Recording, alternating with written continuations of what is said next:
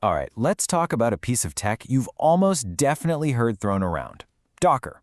It's one of those things that completely changed the game for how software gets made and delivered. So today, we're going to demystify it. We're going to figure out what it is and why it is such a huge deal. So here's how we're going to break it down. First, we'll look at a super common, super annoying problem that developers have faced forever. Then we'll see how Docker's big idea, the container, comes to the rescue. We'll even stack it up against older tech, look at how you actually use it, and then we'll get to the good part, why this changes absolutely everything. Okay, first up, let's dive into a problem that is, it's a rite of passage for anyone who's ever written code. It's a universal headache that causes just so much frustration. You've heard it, you've probably said it. It's the most dreaded phrase in all of software development. You've built your app, it works perfectly on your laptop, and then you send it to a teammate or you try to put it on a real server and boom, it just breaks. Total disaster. And the worst part? Nobody has a clue why. So what is going on here, right? The code is exactly the same. Why does it work in one place and completely fall apart in another? What gives? Well, 9 times out of 10, the culprit isn't the code itself. It's the environment. It's all the stuff around the code. Maybe a tiny but critical file is just missing on the new machine. Or, and this one's a classic, your machine has one version of a tool and the server has another. Your app means Node.js version 14, but the server's running version 9. It's these tiny, invisible differences that cause the whole thing to crash. The real problem is just inconsistency. And that is precisely where Docker steps in. It was literally created to kill this problem once and for all. Its solution? A brilliant way to package up your apps to guarantee they run the same every single time, everywhere. So what is Docker, really? You can think of it as a platform with one simple promise. If it works for you, it'll work for everyone.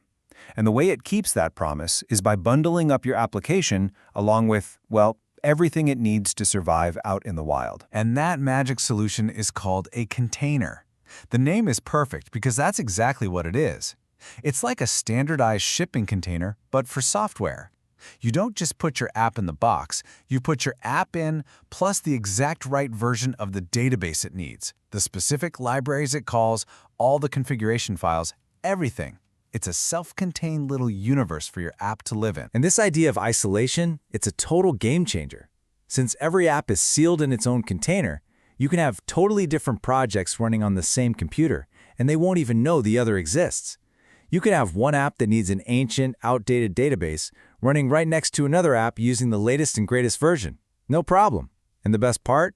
When you're finished with a project, you don't have to hunt down and uninstall a bunch of stuff. You just delete the container and poof, it's all gone.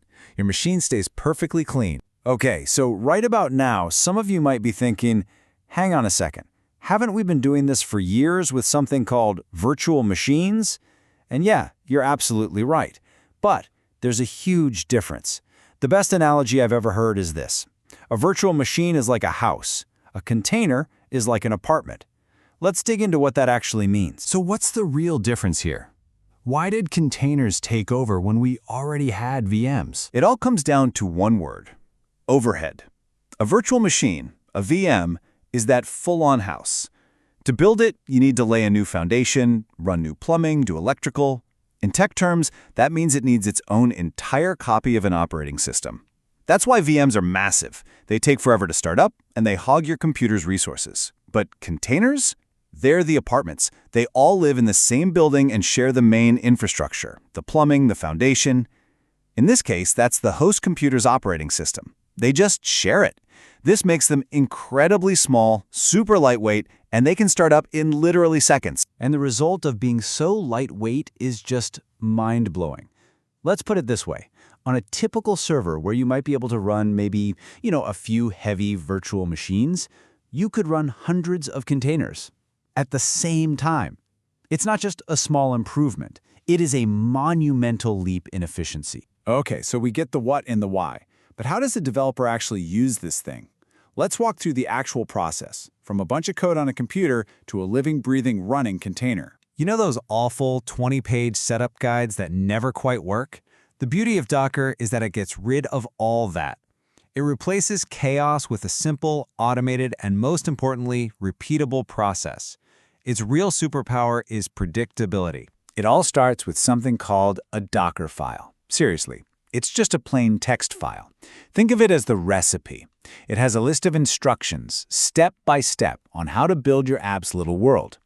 Then, Docker reads that recipe and builds an image. The image is the final packaged meal. It's the blueprint, a snapshot of your app with all its dependencies. Once you have that image, you can spin up as many containers as you want.